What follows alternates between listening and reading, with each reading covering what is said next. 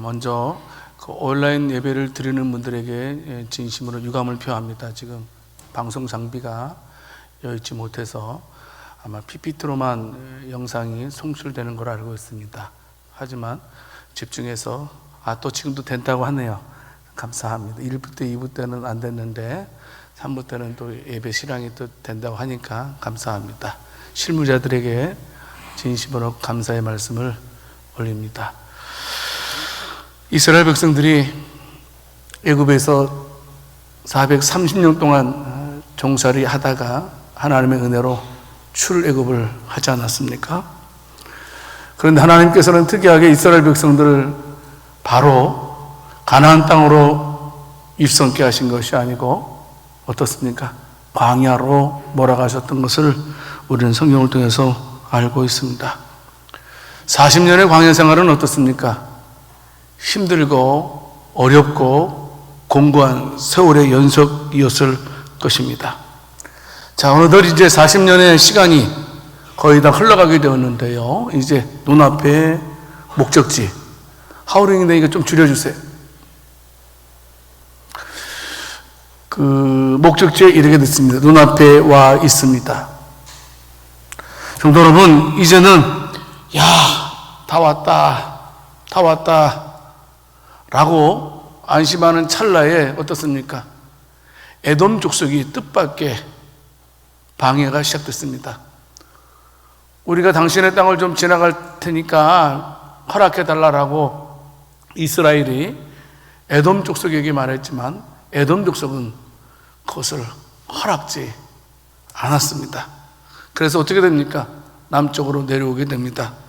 요단강 동편으로 우회를 하려고 이제 나오는데요. 그때 갑작스럽게 아랏이라는 나라가 있는데 이 아랏이라는 나라가 이스라엘 백성들을 기습 공격을 하게 됩니다. 얼마나 당황했겠습니까? 그래서 그 싸움에서 패배하게 되고 여러 명의 사람들이 포로로 아랏에 잡혀가게 됩니다. 그러나 민수기 21장 2절 본문의 말씀을 통해서 보게 되면 이스라엘 백성들이 하나님 앞에 기도를 하게 되죠. 어떤 기도입니까? 서원 기도를 하게 됩니다. 하나님, 이렇게 해주시면 제가 이렇게 하겠습니다 라는 서원 기도를 하게 됩니다. 하나님께서 만일 이 백성을 우리들 손에 넘기시면, 붙여주시면 우리가요 그 민족을 전멸시키겠습니다 라는 서원 기도를 하게 됩니다. 하나님께서는 이스라엘 백성들의 기도를 받아주셨죠. 아랏 군대를 바로 이스라엘 백성들에게 붙여주시게 됩니다. 약속한 대로 이스라엘 백성들은 아랏군을 전멸시키게 됩니다. 여기서 전멸한다는 말은 모든 악의 요소를 다 제거시켰다라는 그런 의미이기도 합니다. 아랏성을 점령한 다음에 그 성의 이름을 호르마라 이렇게 명하게 됩니다.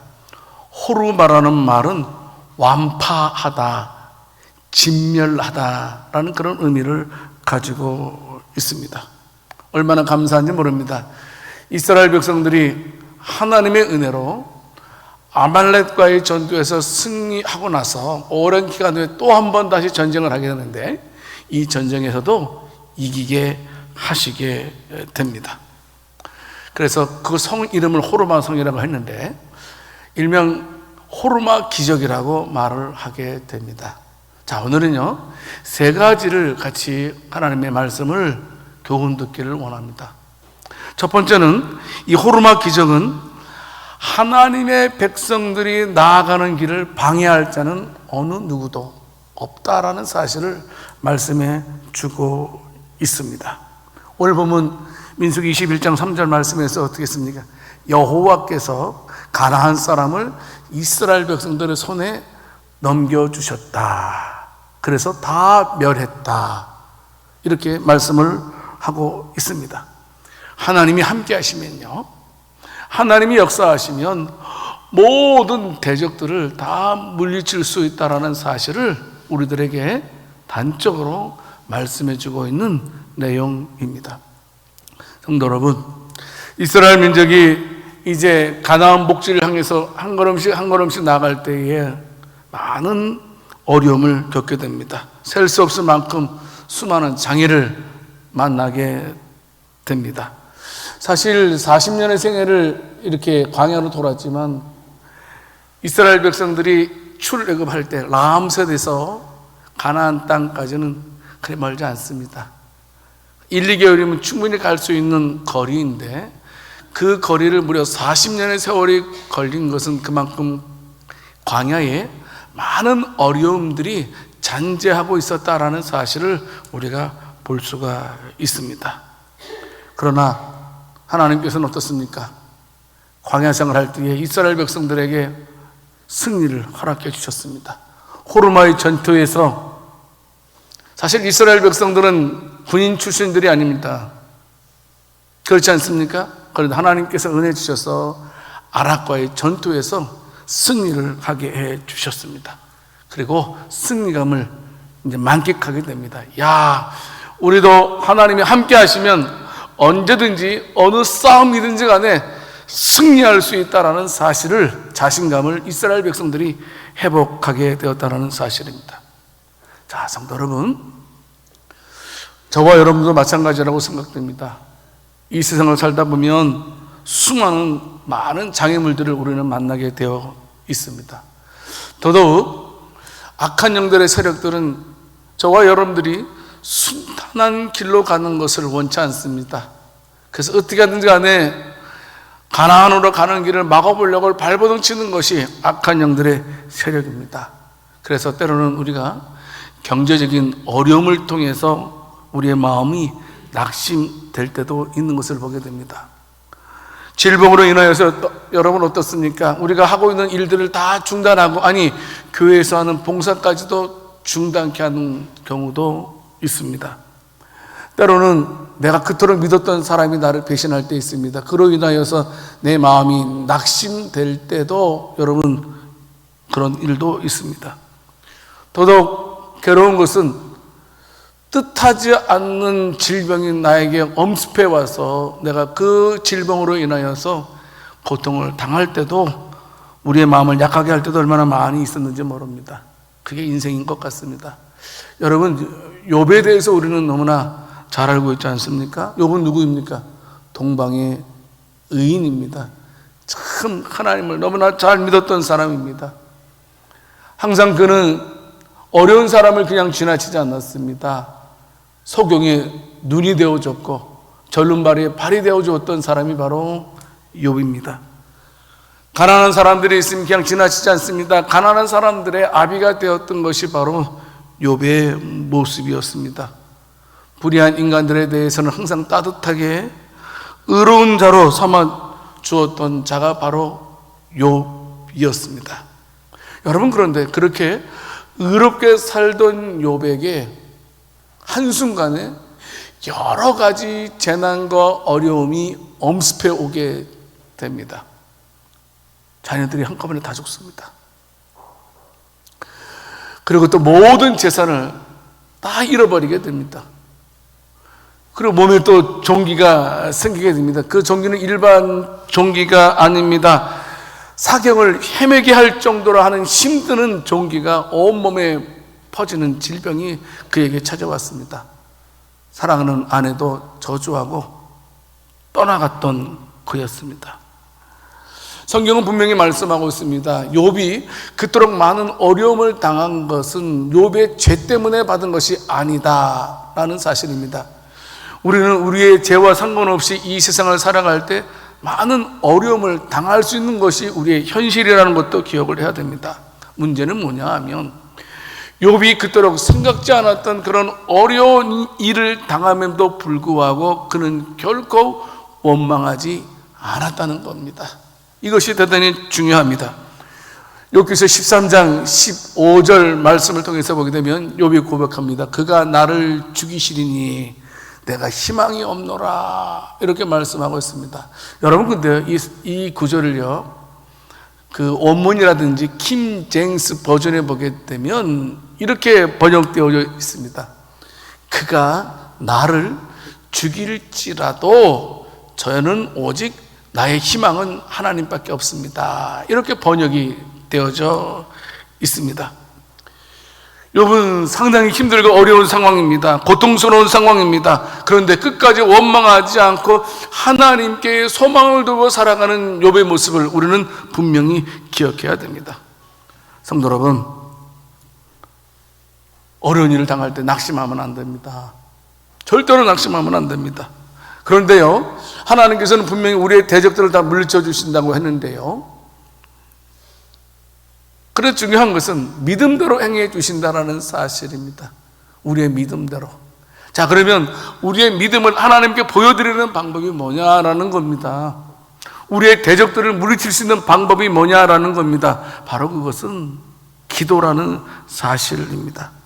오늘 보면 민수기 21장 3절 말씀 보게 되면 여호와께서 이스라엘의 목소리를 들으시고 여호와께서 이스라엘 백성들의 기도를 들으셨다라는 말씀입니다. 성도 여러분, 우리는 인생을 살다가 어려운 일을 당할 때 좌절해서는 안 됩니다. 절대로 좌절해서는 안 됩니다. 여러분, 그 어거스틴의 이야기를 우리는 잘 알고 있습니다. 어거스틴의 어머니 모니카의 이야기이지요. 모니카가 어거스틴 때문에 마음고생을 그렇게 많이 했습니다. 왜냐하면 어거스틴이 그렇게 방탕을 많이 했던 것 같습니다. 젊은 날에. 그래서 아들 문제 때문에 너무나 힘들어서 밀라노 감독인 암브로스에게 가서 상담을 하게 됩니다. 목사님, 우리 어거스틴이 너무나 불쌍합니다. 너무나 가슴이 아픕니다. 라고 눈물로 상담을 하게 됩니다. 여러분, 그때 이 감독이 한 말이 있습니다. 굉장히 유명한 말이 되는데 뭐라고 말하냐면, 어머니, 눈물의 자식은 절대로 망하지 않습니다. 이런 말을 암브로스가 모니카에게 하게 되고, 모니카는 그 말을 듣고 희망을 얻고 절망하지 않고, 지금은 우리 아들이 방황하고 있지만 내가 계속 눈물을 흘리고 기도하면 하나님께서 내 아들을 건져주실 거라는 희망을 가지고 기도했습니다. 여러분, 그 결국 하나님께서 어거스틴을 들어서 크게 사용하신 것을 우리는 역사적으로 너무나 잘 알고 있습니다. 다니엘서 6장에 보게 되면 이런 내용입니다. 다니엘이 다리오 왕 때의 총리였습니다. 다리오 왕 때에 얼마나 큰 나라였는지 모릅니다. 120도를 다스렸습니다. 총리가 다니엘만 있는 것이 아니었습니다. 많은 총리들이 있었습니다. 그런데 돋보이는 것은 워낙 다니엘이 탁월했기 때문에 다니엘이 드러나게 됩니다. 다니엘만 드러나니까 다른 총리들이 다니엘에 대해서 시기와 질투가 생기기 시작했습니다. 그래서 어떻게 합니까? 자기들이 모여서 다니엘을 벌할 계략을 짜게 됩니다. 다 찾아봅니다. 다니엘의 흠을 이리저리 다 찾아봤지만 도저히 다니엘에게서 흠을 찾아낼 수가 없었습니다. 그래서 그들이 택한 방법이 무엇이었습니까? 그렇다. 다니엘을 벌할 수 있는 방법이 생각났다. 그건 뭐냐 하면, 다니엘이 그토록 하나님을 믿으니까 하나님을 믿지 못하게 하면 된다. 분명히 우리가 하나님을 믿지 못하게 하면 그가 이제 끝까지 하나님을 믿으려고 하기 때문에 하나님 그 왕으로부터 징계를 받게 될 거다. 그래서 이제 신하들이 어떻게 하냐면 왕에게 찾아가서, 왕이시여, 30일 동안은 어떤 신에게든지 기도하거나 절하지 않도록 하지 않게 해주십시오. 만약에 그 어명을 어긴 사람은 죽이는 어명을, 조서를 발해 주십시오 라고 왕에게 허락을 받게 된다는 겁니다. 왕이 그 조서를 내립니다. 그런데 다니엘서 6장 10절 말씀에 거기서 보게 되면 뭐라고 말씀하고 있습니까? 왕의 도장에 찍힌 것을 알고도 자기 집에 돌아가서는 윗방에 올라가 예루살렘을 향한 창문을 열고 전에 하던 대로 하루 3번씩 무릎을 꿇고 기도하며 그의 하나님께 감사하였더라. 이렇게 말씀을 했다는 겁니다. 성도 여러분, 우리는 기억해야 됩니다. 물론 이제 다니엘이 예루살렘을 향해서 하루에 3번씩 수십 년 동안 기도했습니다. 하지만 수십 년 동안 기도해도 기도가 응답되지 않는 것처럼 보였습니다. 왜냐하면 예루살렘의 부흥을 위해서 그가 그토록 기도했지만 예루살렘은 계속해서 황무지였습니다. 꽃 한 송이 나지 않는 곳이었습니다. 여러분, 뿐만 아니고 이스라엘 백성들이 포로로 잡혀왔다가 다시 돌아가지 않는 포로 상태가 계속 지속되었다는 사실입니다. 수십 년 동안 기도했지만 여러분, 다니엘의 기도가 응답되지 않은 것처럼 보일 수 있었습니다. 여러분, 그런데요, 그런데 다니엘은 절망하지 않고 계속해서 기도를 했다라는 사실입니다. 어떤 경우에도 기도하는 것만은 절대로 양보할 수 없었던 것이 다니엘의 신앙이었습니다. 생명의 위협이 와도 기도를 포기하지 않았습니다. 다니엘의 명예가 여러분 참으로 수증기처럼 날아가 버리는 한이 있어도 다니엘은 끝까지 기도하는 것을 포기하지 않았던 것을 성경을 통해서 보게 됩니다. 여러분, 어떻게 되었습니까? 결국은 다니엘의 기도가 응답되는 것을 우리는 알게 됩니다. 이스라엘 백성들이 포로로에서 고국으로 귀환했고 예루살렘은 다시 회복된 것을 우리는 알고 있습니다. 다니엘은 기도를 심은 것과도 같습니다. 성도 여러분, 우리가 하나님의 주권을 믿고 믿는 마음으로 계속해서 기도하는 것으로 심는다면 하나님께서는 심는 것에 대해서는 반드시 거두도록 하시는 하나님의 법칙을 우리들에게도 허락하신 것을 우리는 잘 알고 있습니다. 그러므로 우리에게는 각자의 짐이 다 있습니다. 그렇지 않습니까? 어떤 사람은 배우자와 자녀의 짐 때문에 힘들어하는 사람도 있고, 어떤 사람은 건강 문제 때문에 힘들어하는 그런 어깨에 무거운 짐을 지고 살아가는 분들도 있습니다. 경제적인 문제 때문에, 또 친구 문제 때문에 여러 가지 문제로 힘들어하면서 살아가는 사람들이 많이 있다라고 생각됩니다. 하지만 성도 여러분, 우리가 어려운 일 속에 있을 때 낙심하지 말고 꼭 저와 여러분들은 기도함을 통해서 인생의 짐을, 우리 인생을 날개하는 인생의 날개로 삼을 수 있는 지혜로운 자들이 다 될 수 있기를 살아계신 주님의 이름으로 축원합니다. 성도 여러분, 낙심하지 마십시오.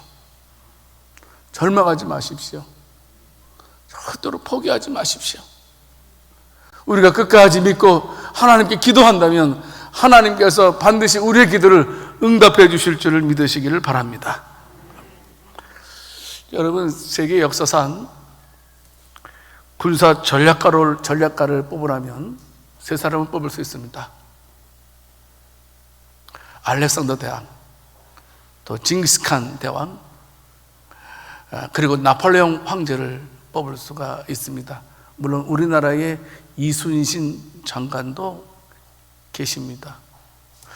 여러분, 그런데 20세기에 있어서 최고의 군사 전략가를 뽑으라면 단연코 모든 사람들이 한 사람을 뽑습니다.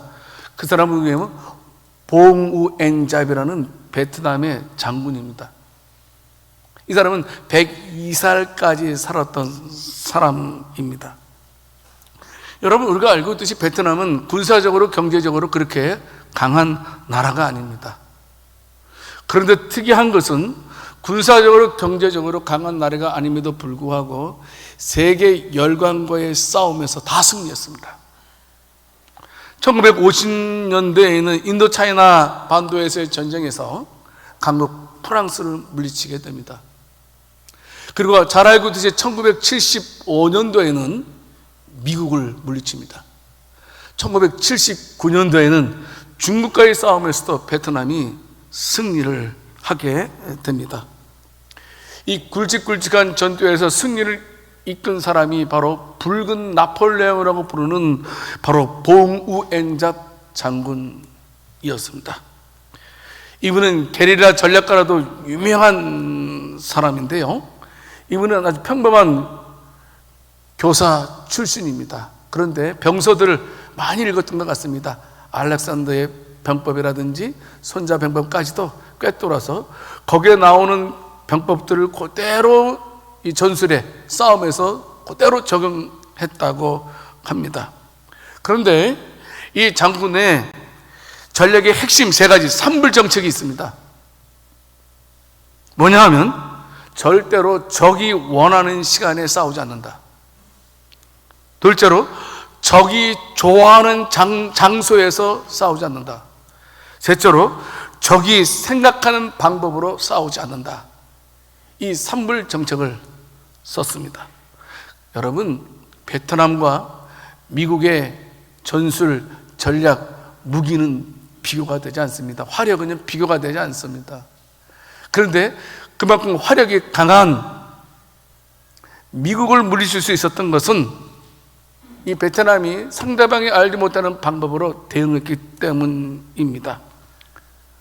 이 장군은 어떻게 했냐면 지하로 굴을 파서 약 255km나 되는 긴 지하를 파서 그곳에서 무기를 운반하고 그리고 또 군인들을 운반시켜서 게릴라적으로 공격을 해서 물리쳤다고 합니다. 여러분, 근데 봉우 엔잡 장군이 한 유명한 말이 있습니다. 이 말을 했습니다. 당신들은 당신들 식으로 싸워라. 우리는 우리 식으로 싸운다. 이 말이었습니다. 우리는 우리 식으로 싸운다. 성도 여러분, 우리 믿는 성도들도요, 우리 식으로 싸워야 된다는 겁니다. 예수 믿는 사람들은요, 우리들만의 방법인 방법으로 싸워야 된다는 사실입니다. 우리들의 방법이 무엇이냐? 바로 기도라는 겁니다. 우리의 방법은 하나님께 기도하는 겁니다. 지금 코로나가 인하여서 전 세계가 코로나와 지금 전쟁을 하고 있습니다. 모든 과학자, 의료자, 경제인까지 이 백신을 만들기 위해서 지금 싸우고 있습니다. 하지만 우리 성도들은 기도와 믿음으로 싸워야 될 줄 믿습니다.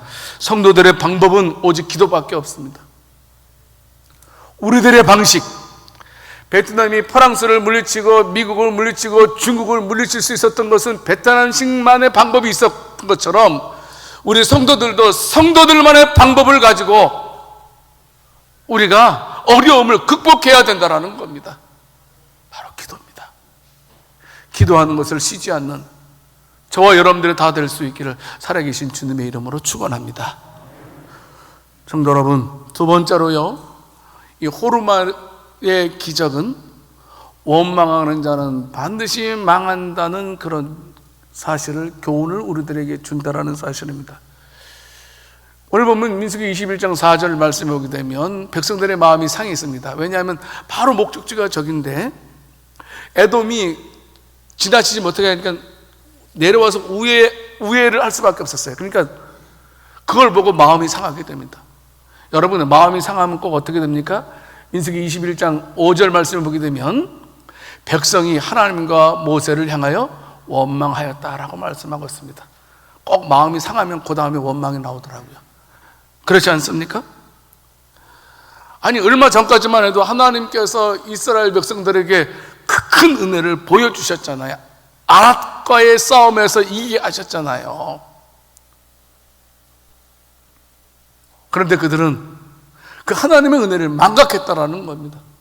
아니, 어떤 면에서 하나님의 은혜에 대해서 배은망덕한 모습을 지금 보여주고 있다라는 사실입니다. 그래서 오늘 보면 민수기 21장 6절 말씀을 보게 되면 어떻습니까? 하나님께서 대노하시지요. 여호와께서 불뱀들을 백성 중에 보내셨다. 그리고 백성들을 물게 하셨다. 백성 중에 많은 사람들이 죽었다. 이렇게 성경은 말씀을 하고 있습니다. 40년 동안 어떻게 생활했습니까? 많은 고비가 있을 때마다 하나님께서 복 주시고 지켜주시고 인도해 주시지 않았습니까? 그럼 어려운 일을 만나면 하나님의 은혜를 생각하고 하나님께 긍휼을 구해야 되잖아요. 근데 구하지 않고 원망, 불평하고 있는 이스라엘 백성들, 그래서 불뱀을 보내신 것입니다. 불뱀을. 여기서 불뱀은 아마도 맹독성이 강한 독사인 것 같습니다.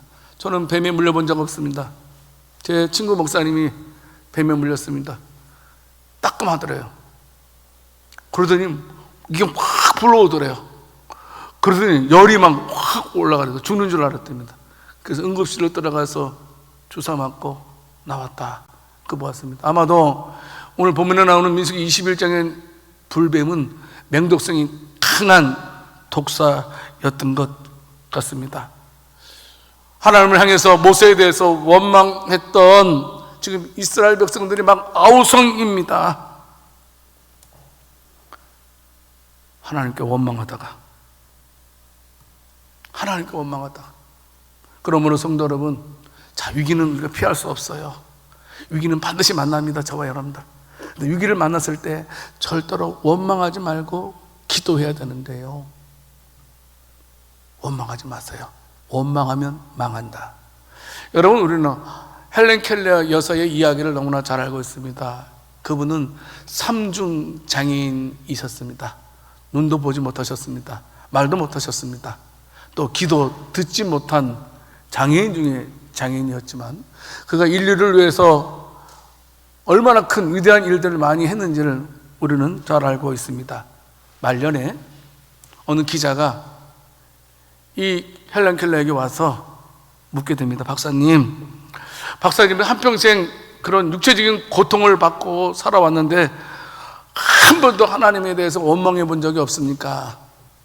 그렇게 힘들게 살았는데 한 번도 하나님께 원망한 적이 없습니까? 라고 질문을 하게 됩니다. 그때 헬렌 켈러가 기자의 말을 듣고 답을 하게 됩니다. 웃으면서, 아이고, 제가 하나님께 받은 은혜를 헤아리는 것만으로도 시간이 부족한데, 내가 하나님께 대한 감사만 해도 부족한데 어찌 제가 원망할 시간이 있겠습니까? 감사하고 그 은혜를 기뻐하는 것으로도 시간이 부족합니다. 이런 말을 했습니다. 참으로 은혜 받은 사람의 고백이 아닐 수가 없습니다. 다른 사람이 볼 때는 분명히 불행한 사람입니다. 그렇지 않습니까? 말도 못하고 보지도 못하고 듣지 못하는데 얼마나 안 됐다라고 우리가 하지 않겠습니까? 그러나 정작 그녀는 그렇게 생각하지 않았다는 겁니다. 그래서 말년에 그가 세상을 떠날 때에 이런 말을 했다고 합니다. 나의 일생은 참으로 아름다웠다. 나의 일생은 참으로 불행스러웠다. 이것이 아니고 그렇게 온갖 장애를 가지고 있음에도 불구하고 운명하면서 내 인생은 참으로 아름다웠다라는 마지막 말을 남겼다고 합니다. 성도 여러분, 어떤 상황에도 원망하지 마세요. 누구 원망하지 마세요. 하나님 원망하지 마세요. 여러분, 원망하면 절대로 나에게 플러스 되지 않습니다. 원망하면 망합니다. 원망하면 하나님께서 역사해 주지 않습니다. 원망하면 하나님께서 살릴 길도 주시지 않습니다. 그러면 아무리 힘들어도 원망하지 말고 하나님을 바라보는 저와 여러분들이 다 될 수 있기를 살아계신 주님의 이름으로 축원합니다. 세 번째, 한 가지 더 말씀을 드리겠습니다. 이것은 가장 중요한 내용입니다.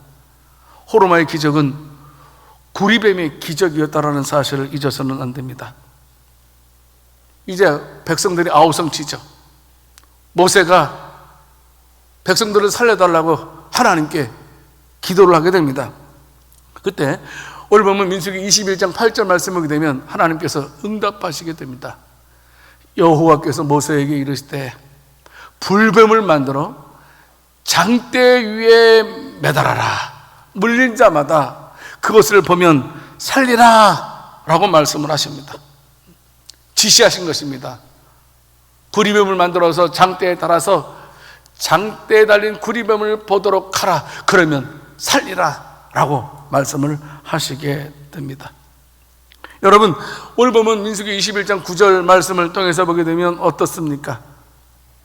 놋뱀을 만들어 장대 위에 다니 뱀에게 물린 자가 놋뱀을 쳐다본 즉 모두 살더라. 아멘 하세요.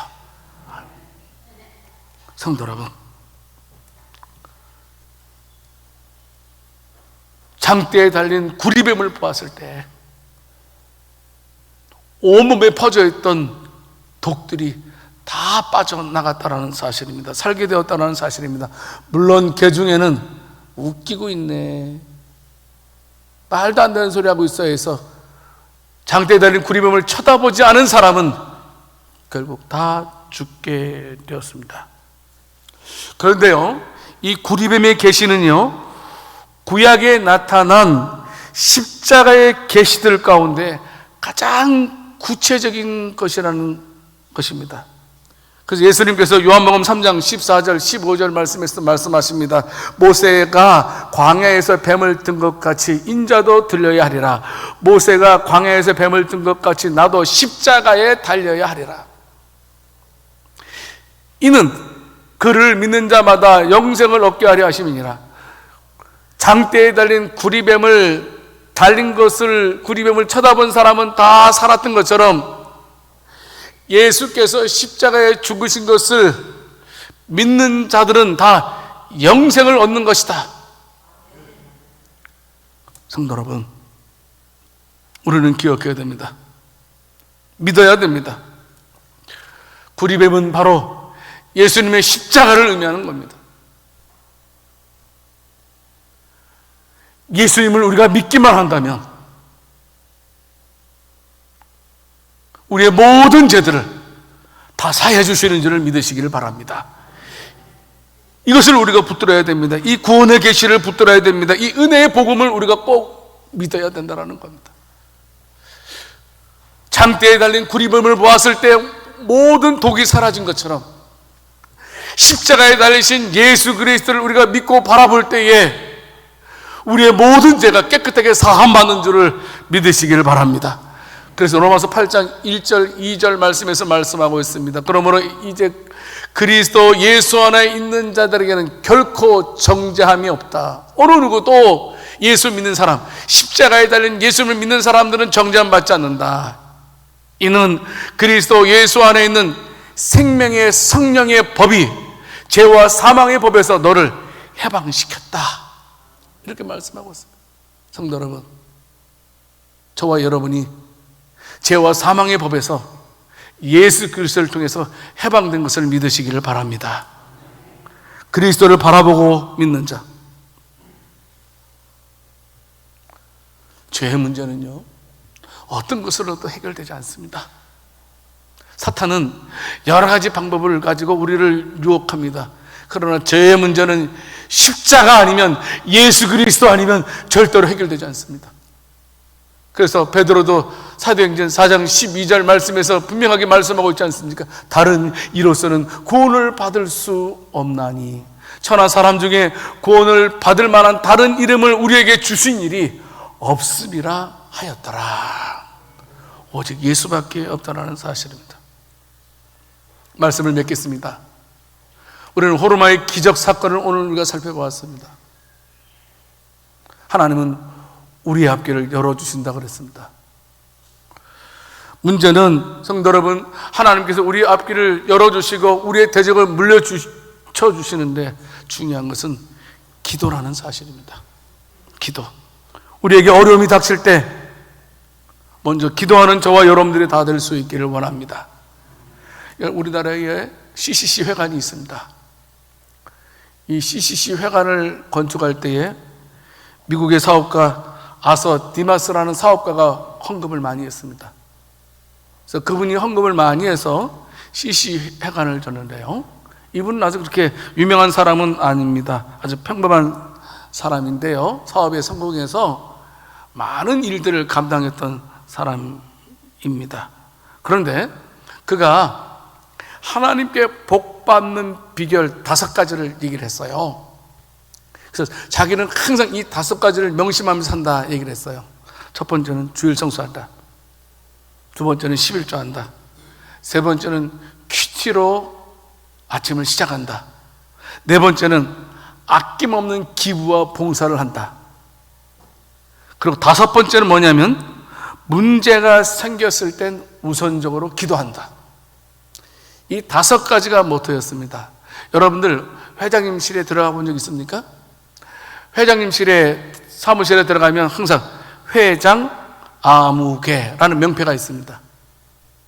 그런데 이 디마스 회장의 방에는요, 명패가 어떻게 됐냐면 우리에게 문제가 있을 때 기도하자. 이름이 기록되어 있는 것이 아니고 우리에게 문제가 있을 때 기도하자라고 명패가 이렇게 딱 세워져 있었습니다.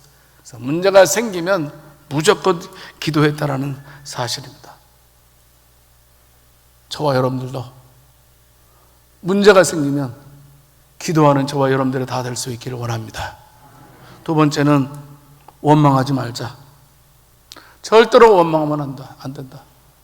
배은망덕하면 안 된다. 시편 116편 12절 시인이 고백하고 있는 것처럼 내게 주신 모든 은혜를 내가 여호와께 무엇으로 보답할까? 이런 마음 살아가면 우리에게도 호르마의 기적이 나타나게 될 것입니다. 세 번째는 성도 여러분, 무엇보다도 오직 예수 그리스도의 복음을 저와 여러분들이 꼭 확인할 수 있기를 원합니다. 예수님을 통해서 내 모든 죄가 깨끗하게 사함받았다는 진리를 끝까지 붙드는 은혜가 있기를 원합니다. 그 은혜가 가장 완전한 은혜라는 사실 우리는 기억해야 할 것입니다. 아무쪼록 이 힘들고 험한 세상 속에서 살아가시는 저와 여러분들에게도 이 호르마의 기적이 저와 여러분들에게도 일어날 수 있기를 살아계신 주님의 이름으로 축원합니다. 하나님 아버지, 힘들고 어려움 속에 있습니다. 하지만 기도함으로 이 어려움을 극복할 수 있고 원망하지 않고 은혜를 기억함으로 예수 그리스도를 바라볼 때 능력이 나타나는 것을 알았습니다. 순간순간마다 우리 모든 성도들의 삶에도 호르마의 기적이 나타나게 하옵소서. 감사드리옵고 우리 주 예수 그리스도 이름으로 기도드립니다. 아멘.